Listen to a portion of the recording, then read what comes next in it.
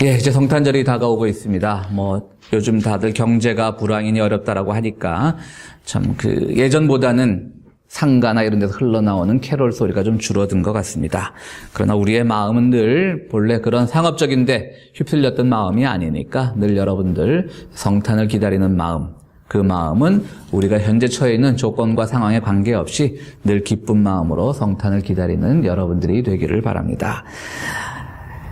어릴 때 또는 우리가 커서는 우리의 자녀들을 위해서 산타클로스라고 하는 존재를 상상 속의 존재를 만들어내어서 아이들에게 선물을 합니다.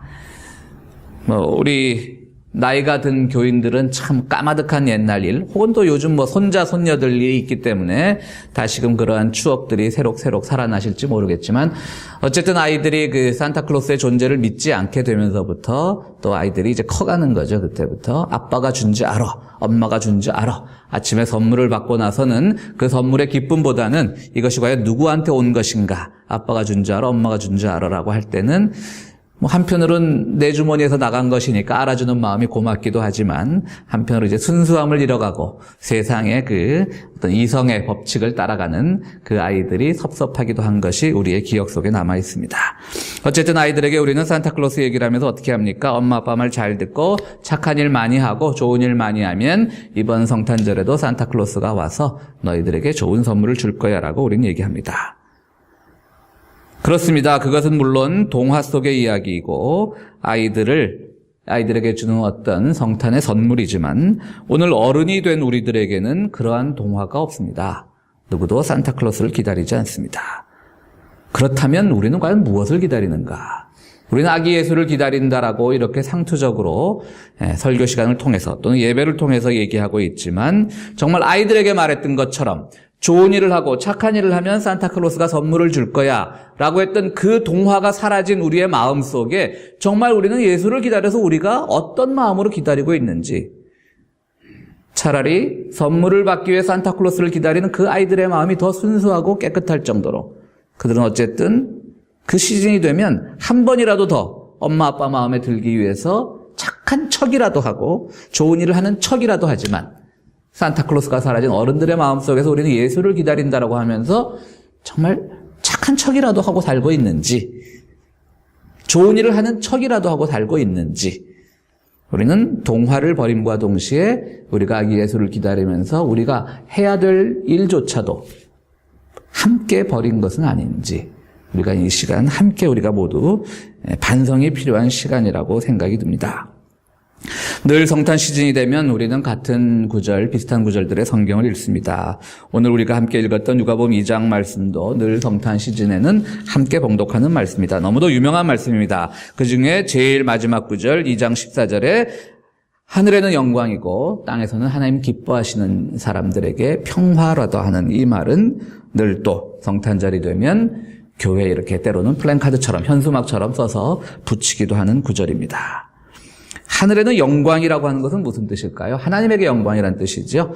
영광이라고 하는 말은 뭔가가 더해질 수 있는 상태는 아닙니다. 그러니까 하나님의 이 영광은 이미 완성된 상태입니다. 즉 하나님께서는 그분의 아들 예수 그리스도를 이 땅에 보내셔서 인간을 구원하시기로 하셨고요. 그 구원의 사역이 이루어졌기 때문에 그것은 이미 하나님께 영광이 됩니다. 우리가 뭔가를 더해서 하나님의 영광이 더해지는 건 아닙니다. 그거는 우리가 굉장히 착각을 하는 것이고 오해를 하는 겁니다. 하나님의 영광은 우리가 뭔가를 더해서 더 그것이 애드가 되고 60점짜리 영광이 70점짜리 영광이 되고 이런 것이 아니라고 하는 것이죠. 영광은 그 상태로 더 이상 더할 수도 없고 뺄 수도 없는 겁니다.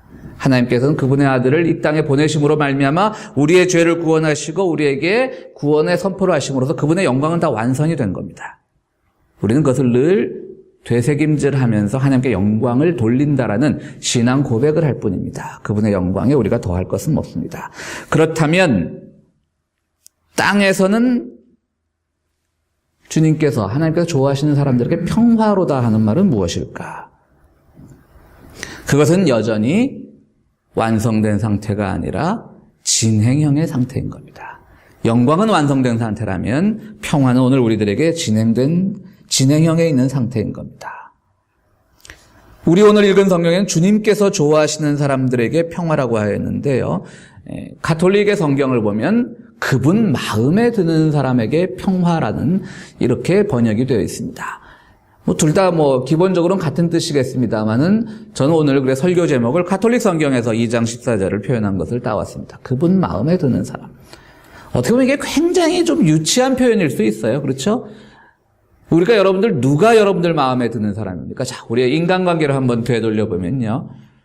우리가 성인군자가 아닌 이상 다 사귀면서 내가 좋아하는 사람, 내가 마음에 드는 사람, 또 내가 싫어하는 사람, 껄끄러운 사람이 다 있습니다. 누구도 나는 없습니다 라고 자신 있게 말하지 못할 겁니다. 심지어 우리 조그만 교회 안에서도 아마 그럴 거예요. 이 교우들 간에도 친소관계가 있어요. 누구랑 조금 더 친하고 누구랑 조금 소원하고 인간이기 때문에 그런 건데 어떡하겠습니까? 늘 그러지 말아야지라고 반성은 해야 되겠지만 또 그렇게 반성 따라 우리의 마음이 쉽게 성인군자의 대열에 오르지 못하는 것은 사실 아니겠습니까? 하여튼 우리는 뭔가 마음에 드는 사람이 있습니다. 여러분 한번 생각을 해보십시오. 누가 여러분들 마음에 드는 사람입니까? 나랑 고양이 같은 사람. 그러니까 꼭 교회 관계가 아니라도요. 밖에서 만난 사람 중에. 그럴 수 있겠죠? 또 나랑 출신 학교가 같은 사람. 또 나랑 취미 생활이 비슷한 사람. 그런 사람들이 마음에 드는 사람들이겠죠. 심지어는 이런 것도 있을 수 있겠죠? 나랑 이 패션의 취향이 비슷해가지고 나랑 같은 핸드백을 드는 사람. 같은 브랜드의 옷을 입는 사람. 근데 그건요 좀 위험한 게 있어요. 어떨 때는 저 사람 나랑 취향이 같네 친해질 수 있고 마음에 들 수 있지만 그 반대 경우도 있습니다. 아니 내가 들고 있는 걸 저것도 들고 있어? 저 사람도 들고 있어? 그런 마음들 있으시죠? 솔직히들 말씀 그렇습니다. 어쨌든 우리가 마음에 드는 사람이라는 건 인간적인 기준으로 여러 가지 내가 세운 기준에 따라서 그것에 맞게끔 누군가가 행동해주면 저 사람은 내 마음에 드는 사람이라고 얘기를 합니다. 그러면 하나님은 적어도 우리는 약하기 때문에 부족하기 때문에 그저 내 기준에 따라 누구를 마음에 드는 사람, 누군 조금 내가 상대하기 어려운 사람 이렇게 기준 나누는 것은 인간이기 때문에 어쩔 수 없다라고 치는데 하나님은 좀 달라야 되지 않을까라는 생각을 해보는 거죠. 하나님은 적어도 모든 사람을 다 마음에 들어 하시면 안 되나? 왜 평화라는 것들을 주면서 내 마음에 드는 사람, 그분께서 좋아하시는 사람에게만 주냐라고 하는 것이죠. 그럼 과연 우리와 다를 게 뭐냐? 이런 우리가 의문을 가질 수가 있어요. 하나님께서 하늘에는 영광이요 세상의 모든 사람에게 평화로다. 누가복음 2장 14절이 그렇게 쓰여 있으면 참 좋은데 그게 아니라 하늘에는 영광이요. 그건 누구도 부정할 수 없는 말인데 이 땅에서는 하나님이 좋아하시는 사람만 이렇게 택해가지고 그 사람들에게만 평화를 준다라고 하는 얘기인 거거든요. 그러면 우리 인간들이 세상 살아가면서 친소관계를 두는 기준과 뭐가 그렇게 다르겠는가라고 하는 우리는 그런 의문을 한 번쯤은 던져볼 수 있는 것이죠. 어쨌든 여러분들 모두 주님 마음에 드는 사람이 되어서 선물을 받듯이 이 계절에 마치 어린아이들이 산타클로스의 선물을 받듯이 여러분들이 평화의 선물, 진행형으로 남아있는 평화의 선물을 받기를 바랍니다. 평화란 어떤 것일까요? 여러 가지 의미로 생각해 볼 수가 있습니다. 자신과의 평화도 있을 수 있겠죠?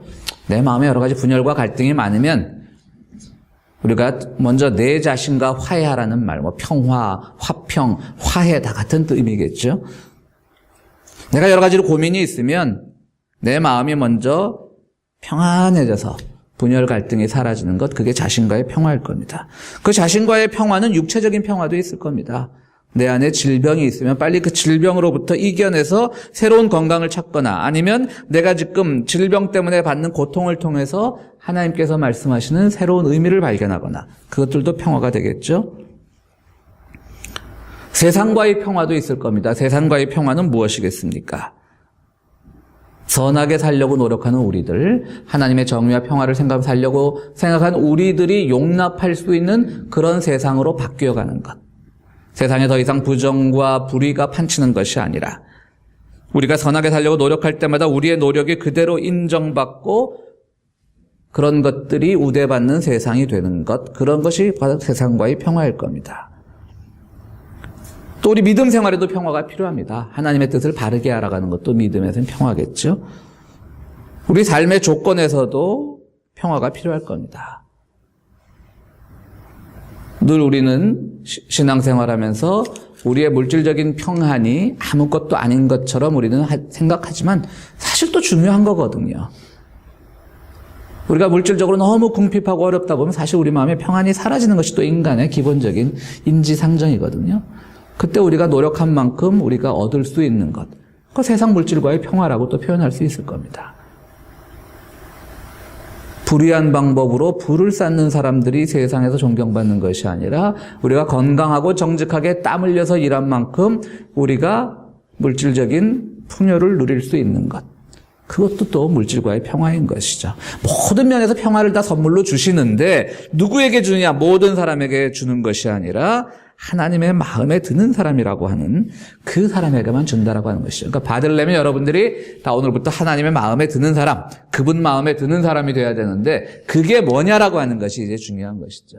그게 뭐겠습니까? 오늘 주님께서 태어나실 때 그 주님의 아기 예수가 태어난 그 장소, 마구간을 찾았던 그 목자들의 모습을 보면 그분 마음에 드는 것이 어떤 사람인지, 오늘 이 계절에 우리가 산타클로스는 기다리지 않지만 아기 예수의 탄생을 기다리면서 어떻게 살아야만 그분 마음에 든다고 하는, 그래서 평화라고 하는 것을 큰 선물로 받을 수 있는가, 그 답을 오늘 본문을 통해서 한번 찾아보고자 하는 것입니다.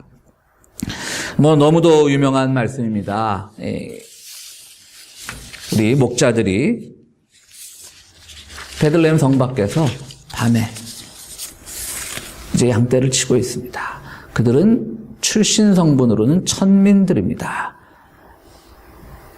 오히려 다윗의 시대는 다윗도 목자였기 때문에, 그리고 그때는 완전한 농경 시대였기 때문에 양떼를 치는 것이 그렇게 천민 신분이 아니었지만, 이미 예수님이 태어나던 당시에는 이스라엘이 지금처럼 그렇게 산업화 시대는 아니었지만 그래도 적어도 다윗의 시대보다는 600년 정도 이후 시대이기 때문에 여러 분야의 산업들이 이렇게 발전을 했기 때문에 그 목축이라고 하는 것이 특히 베들레헴이나 이런 지역에서는 약간 사이드 직업이었거든요. 그러니까 이들은 이 성내에도 들어오지 못합니다. 밖에서, 중동 지방이기 때문에 그렇게 춥진 않았지만 그래도 이 겨울이면 겨울 시즌이 얼마나 추웠겠습니까? 우리 LA가 춥듯이요. 거기서 그들은 늘 들판에서 맹수들로부터 양을 보호하고 그들의 밤을 함께 거기서 지내고는 하는 그런 직업입니다. 그런데 그들이 그날 밤 새로운 징표를 발견합니다. 놀라운 별을 발견하였고 천사들의 음성을 듣습니다. 그리고 아기 예수가 태어났다는 것을, 그 소식을 듣고 베들레헴으로 달려갑니다. 그들은 어쩌면 베들레헴으로 달려갈 때 두려워했을지도 모릅니다. 그들이 성내 출입이 금지되어 있기 때문에 어쩌면 그것이 위법사항이 될 수도 있기 때문입니다. 그러나 그들은 과감하게 아기 예수를 보러 달려가서 아기 예수를 발견하게 됩니다. 그리고 그들은 바로 하늘에는 영광이요 땅에는 평화라고 하는 그 음성을 듣게 되는 것입니다. 여러분들, 이 목자들이요, 하나님의 사인을 보고 그 당시 갔다라고 하는 것은요, 오늘 우리도 세상을 살아가면서 하나님의 어떤 징표를 보여주면 거기 가서, 우리를 구원할 메시아가 탄생했구나, 할 수 있겠다라고 생각하기가 쉽지만요, 우리가 곰곰이 생각해보면 그렇게 쉬운 결정은 아니었을 겁니다. 자, 여러분, 새로운 메시아는 다윗의 가문에서 태어난다라고 하는 것이 이스라엘 사람들이 오랫동안 믿어왔던 전통이요 믿음이었습니다. 다윗은 이스라엘 역사 속에서 가장 훌륭한 왕이었습니다. 그는 비록 당대에는 예루살렘 성전을 짓지 못했지만 어쨌든 예루살렘 성전을 솔로몬이 지을 수 있도록 모든 토대를 마련했고 국경을 엄청나게 넓혔고 늘 침략과 공격을 당하던 이스라엘이 다른 나라를 점령해서 국경을 넓힐 수 있었던 그런 이스라엘에게 있어서는 지금도 이스라엘 국기에 있는 그 별을 다윗의 별이라고 부르듯이 아직까지도 다윗은 굉장한 그 이스라엘의 상징입니다. 그런데 그 다윗의 가문에서 메시아가 태어났다라고 했는데 태어난 장소가 어디냐면 마구간이고 아기가 눕혀 있는 곳이 어디냐면 여물통이라고 하는 것입니다. 여러분들, 목자들이 그런 것들을 어떤 하늘의 별을 발견하고 베들레헴까지 갔을 때 그 모습을 봤을 때 그들이 그걸 쉽게 수용할 수 있었을까요? 놀랍게도 여러분들 못하게 되어 있는 것이 사람들의 마음입니다. 세상적인 정치 얘기를 해서 죄송합니다만은 사람들이 막 이렇게 투표를 하게 될 때요, 항상 어느 나라든 우리 고국도 그렇고 미국도 그렇고 좀 어떤 중산층 이상을 대변하는 보수 정당이 있는가 하면 조금 더 세금을 더 넓혀서 복지 쪽을 확대하자고 하는 그런 진보 정당이 있지 않습니까? 그럼 우리 심리 같아서는 가난하고 못 배운 사람들, 늘 사회에서 억눌려 있던 사람들이 바로 자기들의 의사를 대변할 수 있는 세금을 더 많이 걷고, 왜냐하면 자기들은 수입이 적기 때문에 세금을 더 많이 걷어도 그게 피해를 안 보니까요. 그런 보수 정당에 투표를 할 것 같은데 우리나라만은 그런 게 아니라 미국도 마찬가지더라고요. 오히려 학력 수준이 낮거나 또 가난한 사람들이 오히려 더 많이 가진 사람들을 대변하는 그런 정당에 투표하는 경향이 있습니다. 그게 늘 뭐 한국이나 이 미국이나 그 정치를 공부하는 분들에게 참 재밌는 현상이라고 그분들이 말씀을 하시는데요. 저는 이해가 됩니다. 왜 그럴까요? 그들은 늘 너무 억눌린 삶을 살았기 때문에 그들을 구원할 새로운 뭐 정치적인 메시지가 됐든 종교적인 메시지가 됐든 그것이 좀 더 화려한 모습으로 나타나기를 바라는 것이지, 좀 더 강력한 리더십으로 나타나기를 바라는 것이지, 나랑 비슷한 사람들이 너희들 이렇게 바꿔줄게, 너희들에게 새로운 삶을 줄게, 너희들을 좀 편하게 해줄게 하면 못 믿는 거예요. 니나 내나 라고 하게 되는 것이죠. 그러다 보니까 못 믿는 거죠. 재밌는 얘기가 있지 않습니까? 우리 한국에서 잘 쓴 얘기가, 사람들이 배고픈 건 참아도 배 아픈 건 못 참는다. 그러니까 사람들이 뭔가 이렇게 줄이고 힘든 건 참아도 누군가가 잘 되는 거는 못 참아내는 거예요. 배고픈 건 참아도. 참 안 좋은 인간의 심성 중에 하나인데요. 어떻게 보면 가난한 사람들, 억눌린 사람들이 자기들에게 대변해 줄 만한 사람들이 자기들과 별반 다름이 없어 보이고 괜히 뭐 정치인이랍네 하는 것 같이 보이니까 그들보다는 내가 전혀 올라갈 수 없는 높은 데 있는 사람들은 차라리 나를 도와줄 것 같다는 착각에 빠지게 되는 거죠. 감히 배 아파할 수 있는 대상이 아닌 사람들을 생각하게 되는 거죠. 왜 제가 이 말씀을 드리냐면요, 목자들 생각해 보십시오. 목자들이 그들을 구원할 메시아가 다윗의 가문에서 태어났다. 그래서 우리가 그를 반기려고 하늘의 사인을 보고 베들레헴으로 갔으면 적어도 베들레헴 그 지역에서 가장 뭐 좋은 여관이라든가 아니면 가장 부유한 귀족의 집에서 딱 태어나기를 바라고 있었는데 자기들보다 더 하찮은 존재거든요. 아마 이 목자들도 자기들이 태어났을 때 그 어머니가 그 이 목자들을 말고 이 말 염을 통해서 받은 목자들은 없을 거라고요. 아무리 그 사회에서 낮게 살아가는 사람이었다 할지라도. 그런데 이들은 받아들인 겁니다. 이게 목자들의 가장 위대한 점입니다. 다윗의 왕가 후손이 뭐 이래? 어디 염을통에 누워있어? 이게 아닌 거죠. 하나님의 말씀만 듣고 이것이 이 시대에 주는 사인인 줄 알고 그냥 받아들인 거예요. 그것이 저는 오늘 이 본문에서 하나님 마음에 드는 사람, 그분 마음에 드는 사람은 뭘까? 바로 이 예민한 시대에 정말 자기의 생각을 버리고 하나님의 뜻이 무엇인가를 생각하는 사람들. 우리를 구원할 메시아가 어디 우리보다도 못한 사람이 나와 이러지 않았다는 거죠. 어쩌면 오늘날 이 민주사회에서 투표장으로 가는 사람들보다 더 지혜로울 수 있는 거예요. 그 지혜의 근원이 뭐냐? 그들이 뭐 신문을 읽었겠습니까? 책을 읽었겠습니까? 그들은 문맹자가 아마 태반이었을 거라고요. 그냥 그들은 그 당시 뭐 지금처럼 뭐 히브리 구약 성경이 주요였겠지만 그들은 성경도 읽지 못했을 거라고요. 뭐 지금처럼 인쇄본된 성경이 많지도 않았을 거고요.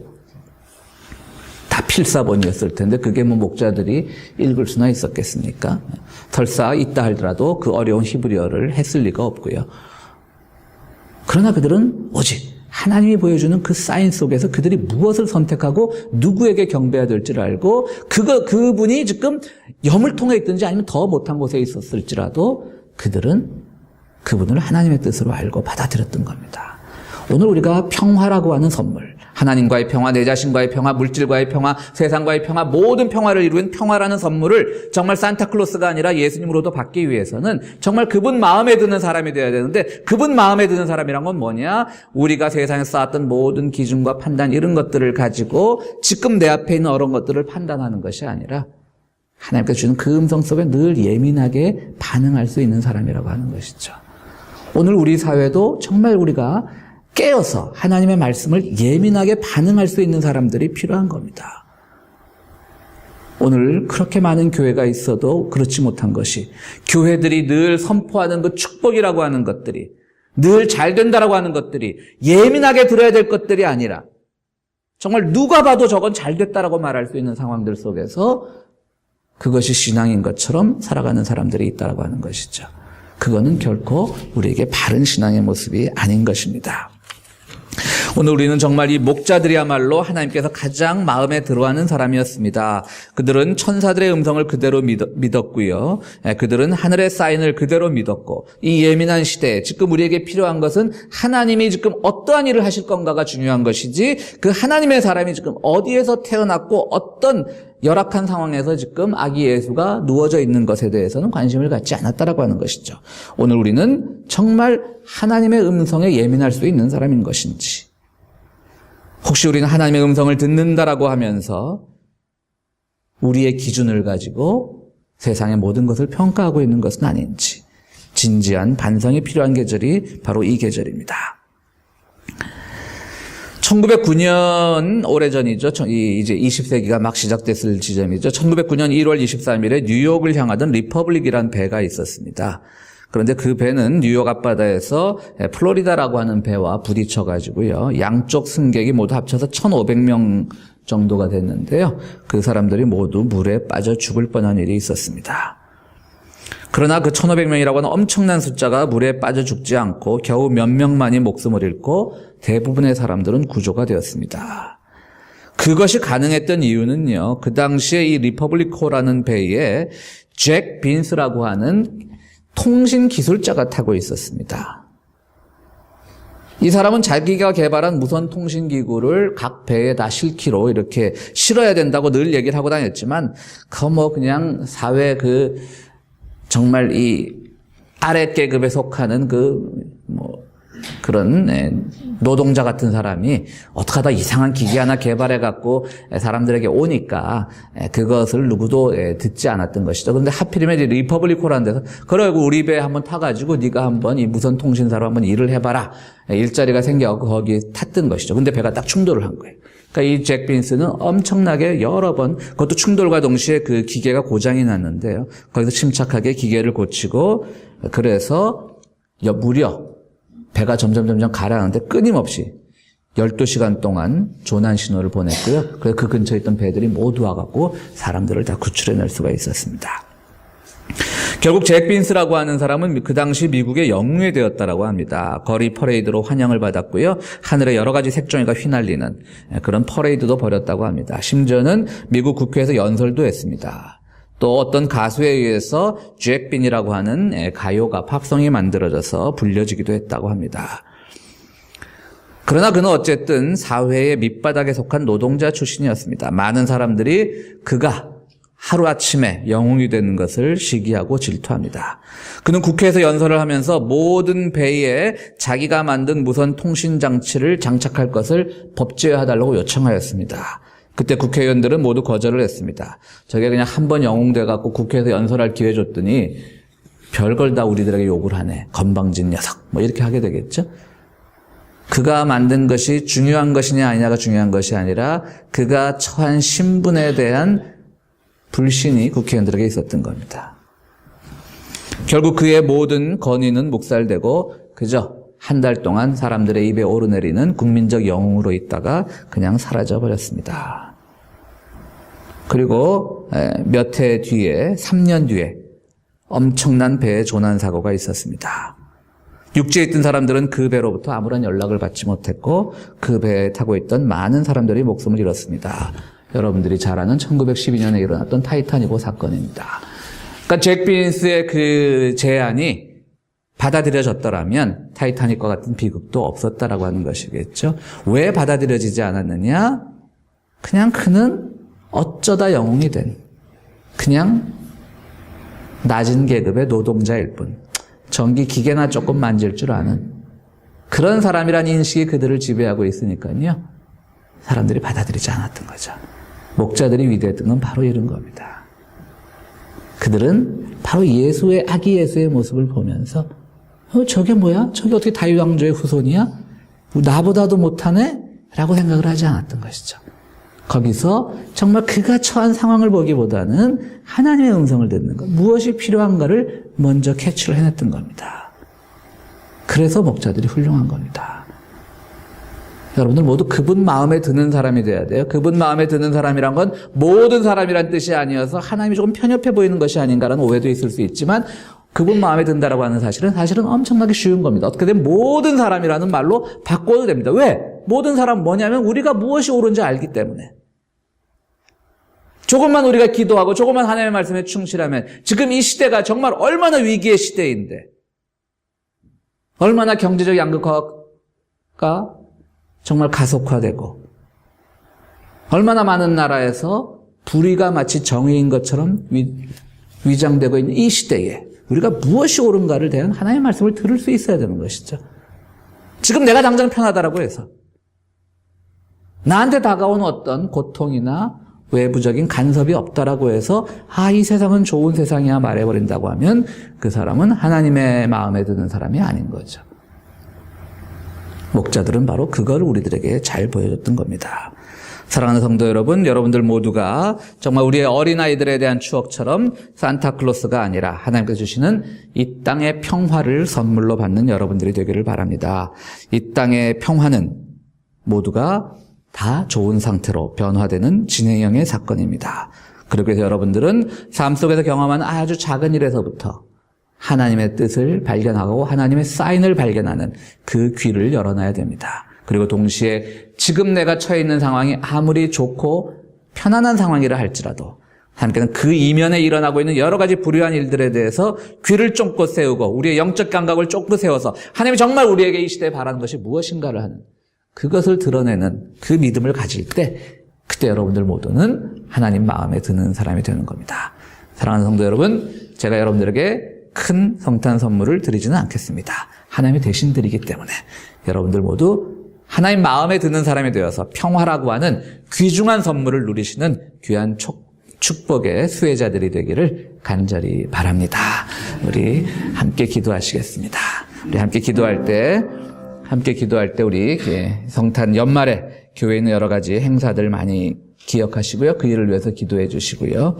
또 아까도 광고 시간에 말씀드렸지만 우리 신서윤 자매 또 우리 미국에서 다시 공부할 수 있도록 신서윤 자매를 위해서도 함께 기도하시겠습니다.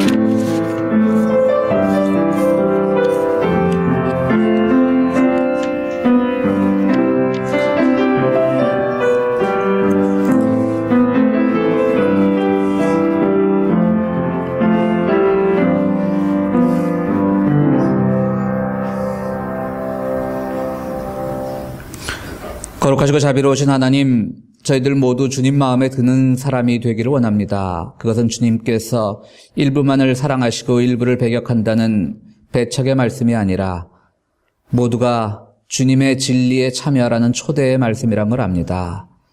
저희들 이 어려운 시기 살아가면서 하나님이 말씀하시는 그 음성에 세상의 판단과 기준에 휩쓸리지 않고 우리의 조건에 휩쓸리지 않고 오직 하나님의 음성만을 듣는 지혜들을 저희에게 허락하여 주시옵소서. 그래서 우리 모두 평화의 수혜자가 되기를 원합니다. 저희 성탄을 기다리면서 또 내년을 준비하면서 여러 가지 일들이 교회에 있습니다. 아버지 하나님, 그 모든 일들을 행할 때마다 저희들 하나님의 영광을 먼저 생각하게 하시고 우리에게 주어진 평화를 생각하게 하옵소서. 또한 우리의 젊은 자매 그녀의 미래를 놓고 지금 기도하며 때로는 마음 졸이고 있습니다. 주님, 우리가 함께 기도하오니 우리 사랑하는 신서윤 자매 그가 계획하고 준비한 모든 일들이 하나님의 은총 가운데 좋은 소식을 들을 수 있도록 함께하여 주시옵소서. 귀한 예물을 드리는 시간입니다. 주님, 우리 예물을 드릴 때마다 우리 모든 삶이 주님과의 평화로 가득 채워지는 은총을 허락하여 주시옵소서. 예수 그리스도 이름으로 기도하옵나이다. 아멘.